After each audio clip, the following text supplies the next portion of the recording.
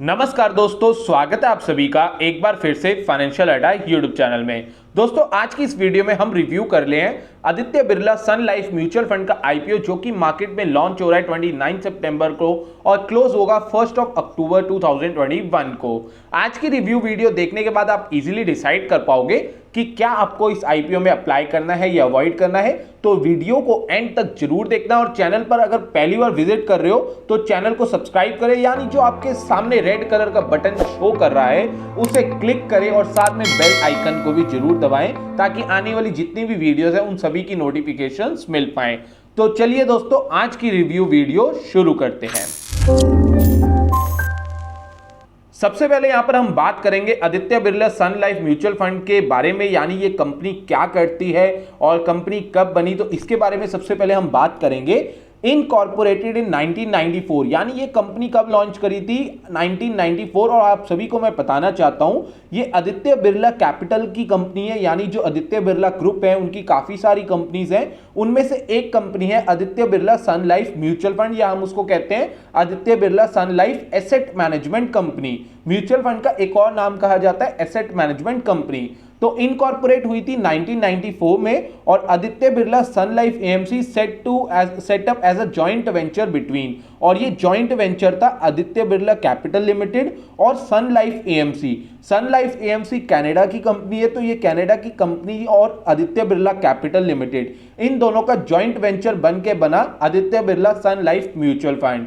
और ये company manage करती है total AUM of rupees 2736.43 billion under mutual fund excluding domestic funds of funds. अगर हम इनकी बात करें तो ये पोर्टफोलियो मैनेजमेंट सर्विस भी प्रोवाइड करती है, ऑफशोर सर्विस और रियल एस्टेट ऑफरिंग भी प्रोवाइड करती है। और आगे मैं बात करूं, as of December 31, 2020 the company manage 135 schemes comprising 35 equity, 93 debt scheme, 2 liquid scheme, 5 ETFs and 6 domestic funds of fund as of December 31, 2020। यानी कंपनी के पास इस टाइम टोटल 135 स्कीम्स है। तो कंपनी स्कीम्स के मुताबिक बहुत अच्छी तरह से बहुत सारे फंड्स मैनेज कर रही है। The companies monthly average asset under management from institutional investor was 1412.43 billion as of December 31, 2020, which was the fourth largest among its peer according to CRISIL। तो according to CRISIL इनका जो AUM है वो fourth largest है among it's peer. तो यानी जो बाकी इनकी म्यूचुअल फंड्स पीयर्स हैं उसमें ये फोर्थ लार्जेस्ट कंपनी आती है। The company has automated and digitized several aspects of its operation, including in relation to customer onboarding, online payments and other transaction, fund management, dealing, accounting, customer services, data analytics and other function।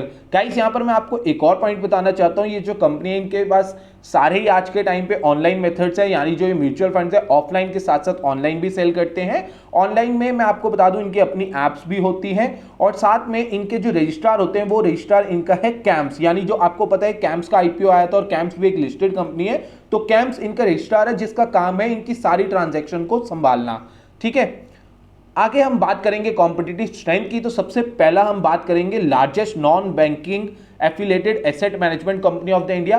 देखिए guys, मैं आपको यहां पर बताना चाहता हूं, mostly अगर हम बात करें आईसीआईसी प्रूडेंशियल म्यूचुअल फंड की या एचडीएफसी म्यूचुअल फंड की या एसबीआई म्यूचुअल फंड की, ये जो टॉप 3 म्यूचुअल फंड कंपनीज है ना, और अगर हम बात करें एक्सिस म्यूचुअल फंड भी, तो ये सारी bank oriented mutual fund companies हैं, यानी ये जो बैंक का भी इनको सपोर्ट बहुत मिलता है। बट जो Aditya Birla mutual fund company है ये लार्जेस्ट नॉन बैंक एफिलेटेड है, यानी इनका कोई अपना बैंक नहीं है, ये नॉन बैंक एफिलेटेड है और फिर भी टॉप 4 में टॉप 5 में ये कंपनी आती है। Well recognised and trusted brand with experienced promoter. अभी वेल रिकॉग्नाइज्ड भी है अपनी थीम में, अपने जो कंपनी पीयर्स में और अपनी सेक्टर में, उसके साथ साथ ट्रस्टेड ब्रांड है। बिरला एक ब्रांड है, तो आदित्य बिरला उसके बाद मतलब एक अच्छा ब्रांड है, ट्रस्टेड इनके और एक्सपीरियंस्ड प्रोमोटर्स भी है। तो ये एक इनकी कॉम्पिटिटिव स्ट्रेंथ है। थर्ड जो इनकी कॉम्पिटिटिव स्ट्रेंथ है वो है रेपिडेटली ग्रोइंग कस्टमर बेस। अच्छा, ये चीज है कि इनका जो कस्टमर बेस है वो भी इंक्रीज कर रहा है। फोर्थ अगर हम बात करें तो well diversified product portfolio and innovative scheme. अब ये प्रोडक्ट पोर्टफोलियो में इनका वेल डाइवर्सिफाइड है और जो स्कीम से लेके आ रहे हैं वो इनोवेटिव तरीके से ला रहे हैं। हर थोड़े टाइम बाद ये कोई अगर नई स्कीम भी लॉन्च करते हैं तो ये कोशिश इनकी यही रहती है, क्योंकि मैं ऐसा क्यों बता रहा हूं? बिकॉज मैं इनके साथ जुड़ा हुआ हूं, because I am a mutual fund distributor. तो मैं आदित्य बिरला म्यूचुअल फंड्स के म्यूचुअल फंड सेल करता हूं, एसबीआई के भी करता हूं, और भी काफी सारी कंपनीज है, एचडीएफसी, आईसीआईसी, तो इनके भी म्यूचुअल फंड सेल करता हूं। तो मुझे पता है कि कौन सी कंपनी कितना अच्छा परफॉर्मेंस कर रही है। तो कहीं ना कहीं आदित्य बिरला का हमने देखा है कि इनकी जो वेल डाइवर्सिफाइड है प्रोडक्ट और पोर्टफोलियो के साथ साथ ये इनोवेटिव स्कीम्स भी लाते रहते हैं, ये एक इनकी कॉम्पिटिटिव स्ट्रेंथ है। अब हम बात करेंगे कंपनी प्रोमोटर्स की। तो जैसे कि मैंने आपको बताया, आदित्य बिरला कैपिटल लिमिटेड और सन लाइफ जो कनाडा की कंपनी है वो इसके प्रोमोटर्स है। कंपनी फाइनेंशियल्स की बात करें तो हमें यह देखना बहुत जरूरी है कि कंपनी प्रॉफिटेबल है या नहीं। तो हम बात करेंगे रेवेन्यू फ्रॉम ऑपरेशंस की। तो रेवेन्यू फ्रॉम ऑपरेशंस में हम बात करेंगे 2019 की, तो 1406.07 का यहाँ पे रेवेन्यू था, लगभग 1406 करोड़ का, जो थोड़ा सा डिक्रीज होता है 2020 में क्योंकि कोविड के कारण हुआ था, तो 1233.84 करोड़, और उसके बाद भी थोड़ी सी गिरावट देखने को मिलती है 1191.03 करोड़ एज ऑफ 31 मार्च 2021 की। और नेट प्रॉफिट की बात करें तो 446.80 प्रॉफिट था 2019 में। उसके बाद नेट प्रॉफिट इंक्रीज होता है हमारा 40% से 494.40 करोड़। उसके बाद एक और बार नेट प्रॉफिट इंक्रीज होता है 44.19% से, और यहां पर नेट प्रॉफिट आता है 31 मार्च 2021 का 526.28 करोड़। तो फाइनेंशियल्स में कंपनी में मेरे को कोई प्रॉब्लम नहीं नजर आ रही, फाइनेंशियल कंपनी के स्ट्रांग है। आगे हम बात करेंगे ऑब्जेक्टिव ऑफ द इशू, यानी ये आईपीओ ला क्यों रही है। आदित्य बिरला कैपिटल लिमिटेड को आईपीओ लाने, या जो म्यूचुअल फंड कंपनी है उनको आईपीओ लाने की जरूरत क्या पड़ गई? तो इनका जो पैसा आएगा, मैं आपको पहले ही बता देता हूं कि ये आईपीओ किस लिए ला रही है, to achieve the benefits of listing equity shares on the stock exchange, यानी ये बेनिफिट लेना चाहते हैं स्टॉक एक्सचेंज पे लिस्ट होकर। और सेकेंड ऑब्जेक्टिव यही है कि carry out the offer for sale. ये जो आईपीओ है ये ऑफर फॉर सेल है, यहां पर एग्जिस्टिंग शेयर होल्डर अपने शेयर्स बेच रहे हैं, तो ये फ्रेश इशू आईपीओ नहीं है। यानी यहां पर जो भी पैसा आएगा वो कंपनी के पास नहीं जाएगा, वो पैसा प्रमोटर्स के पास जाएगा, क्योंकि प्रमोटर्स अपना शेयर्स बेच रहे हैं, कोई भी नए शेयर इशू नहीं करे जा रहे। तो टोटल शेयर यहां पर जो सेल हो रहे हैं वो हो रहे हैं 3,88,80,000 equity share by the selling share holder.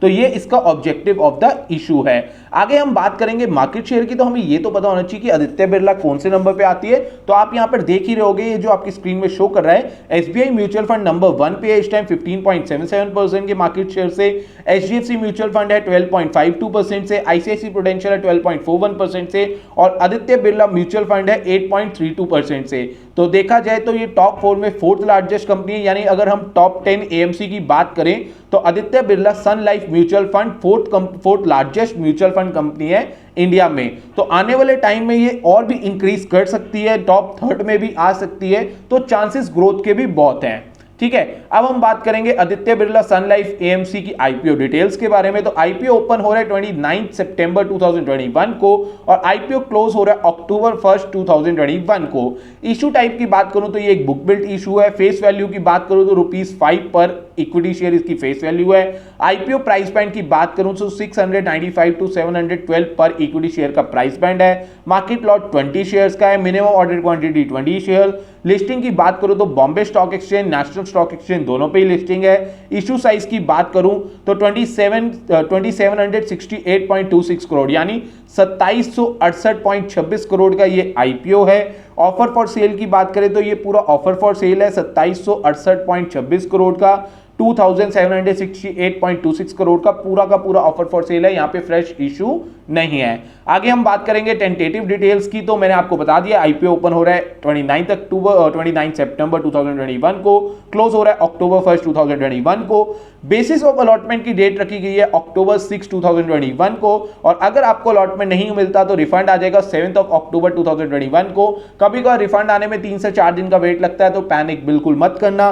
फिर भी रिफंड आने में कोई प्रॉब्लम आए तो आई बटन पे आपकी एक वीडियो आ रही होगी, इस वीडियो को जरूर देखना। मोर देन 60,000 व्यूज आ चुके हैं, और ये वीडियो आपकी पूरी हेल्प करेगी रिफंड लाने में। तो आगे हम बात करेंगे रिफंड के बाद क्रेडिट ऑफ द शेयर्स, यानी अगर आपको अलॉटमेंट मिल जाती है तो डीमैट अकाउंट में क्रेडिट की डेट रखी गई है अक्टूबर 8 2021 को और लिस्टिंग की डेट रखी गई है अक्टूबर 11 2021 को। अब हम बात करेंगे इसके लॉट साइज की, तो मिनिमम आप 1 एप्लीकेशन लगा सकते हो जिसका अमाउंट होगा कट ऑफ प्राइस पे 14,240 और मैक्सिमम आप 14 अप्लाई कर सकते हो लॉट। टोटल शेयर्स होंगे उसमें 280 और अमाउंट होगा एट कट ऑफ प्राइस में 1,99,360 रुपीज।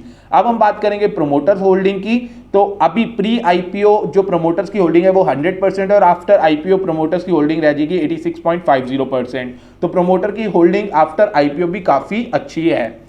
ठीक है, अब हम बात करेंगे शेयर होल्डिंग कोटा की, तो जैसे कि आदित्य बिरला कैपिटल लिमिटेड जो कंपनी है वो ऑलरेडी लिस्टेड है, तो जिसने पास शेयर होगा आदित्य बिरला कैपिटल का और वो शेयर्स 22 सितंबर से पहले होल्ड या 22 सितंबर तक भी होल्ड कर रहा होगा तो वो अप्लाई कर सकता है शेयर होल्डिंग कोटा में।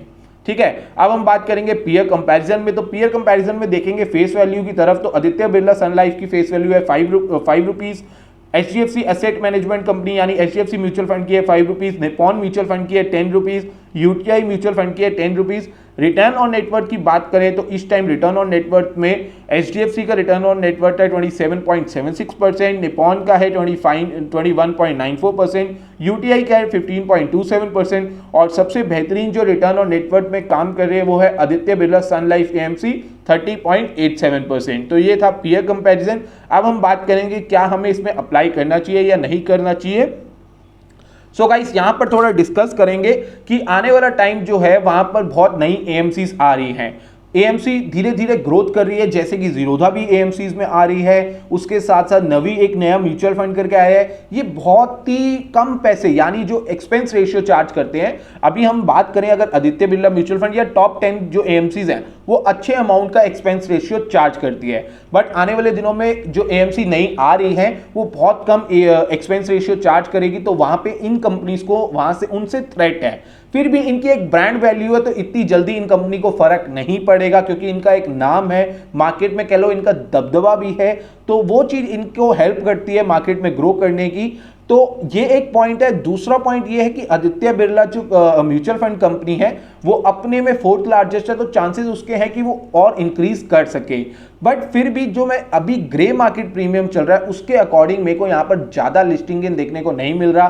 5 to 10% लिस्टिंग गेन के चांसेस यहाँ पर लग रहे हैं। ग्रे मार्केट प्रीमियम भी 30 रुपीज के आसपास पर शेयर चल रहा है, तो अकॉर्डिंग टू 30 अगर हम 20 शेयर से इंटू करें तो 600 का प्रॉफिट हमें यहाँ पर नजर आ रहा है। वो भी ज्यादा अच्छा हमें नहीं है क्योंकि अगर हम देखें बाकी आईपीओस की तरफ तो यहाँ पे 5 to 10% उम्मीद है, और अगर मार्केट में इसका ग्रे मार्केट प्रीमियम बढ़ता रहा तो यहाँ पर हमें 10% से ऊपर भी लिस्टिंग देखने को मिल सकती है। तो मेरा मानना है जो थोड़े रिस्क टेकर इन्वेस्टर है वो यहाँ पर लिस्टिंग गेन के लिए अप्लाई करें और लॉन्ग टर्म के लिए अप्लाई करें। अब मैं बताता हूं कि मैं अप्लाई कर रहा हूं या नहीं कर रहा, तो अभी तक पूरे चांसेस है यहां पर मैं अप्लाई कर रहा हूं। मैं हर एक फैमिली मेंबर के डीमैट से एक एक लॉट अप्लाई करूंगा। और गाइज मैं आपको बताना चाहता हूं आईपीओ में अलॉटमेंट इंक्रीज करने के लिए आपको डीमैट अकाउंट ज्यादा से ज्यादा खुलवाने अपने फैमिली मेंबर्स के, तो फ्री डीमैट खोलने के लिए लिंक डिस्क्रिप्शन में अवेलेबल है। एंजल ब्रोकिंग के साथ आप फ्री डीमैट ओपन कर लीजिए। तो अब मैं आपको बता रहा था मेरे व्यू की, तो मैं एक एक लॉट तो अप्लाई कर रहा हूं, बट मैं जो डिसीजन है वो लास्ट डे लूंगा। मैं देखूंगा कि कैसा रिस्पांस आ रहा है इस आईपीओ में, एचएनआई का कैसा रिस्पांस है और साथ में इंस्टीट्यूशन का कैसा रिस्पांस है। तो रिस्पांस के बेसिस पे एक बार लास्ट बार डिसीजन लिया जाएगा, और जो भी डिसीजन लिया जाएगा वो इंस्टाग्राम स्टोरी पे मैं शेयर कर दूंगा। अभी तक पूरे चांसेस है कि मैं इसमें अप्लाई करूंगा, और अप्लाई करने के बाद भी मैं आपको बताऊंगा अगर मेरे को अलॉटमेंट मिलती है तो तब मैं क्या करूंगा। मेरे को अगर अलॉटमेंट मिली तो मैं कुछ प्रॉफिट बुक कर लूंगा अगर लिस्टिंग गेन हुआ, अदरवाइज मैं होल्ड कर लूंगा। अगर अच्छा गेन हुआ तो थोड़ा बहुत बुक और बाकी होल्ड करूंगा फॉर लॉन्ग टर्म, क्योंकि मुझे ऐसा लगता है कि ये कंपनी लॉन्ग टर्म में अच्छी परफॉर्मेंस करेगी। बाकी ये मेरा एक पर्सनल व्यू है एज पर माई एनालिसिस। आप अप्लाई करने से पहले अपना एनालिसिस जरूर करना और अपने एडवाइजर से एडवाइस जरूर लेना। आज की रिव्यू वीडियो कैसी लगी कमेंट करके जरूर बताना। आईपीओ से रिलेटेड कोई भी क्वेरी हो आप कमेंट सेक्शन पे मेरे से पूछ सकते हो। सो नमस्कार दोस्तों, धन्यवाद, मिलते हैं एक और वीडियो में।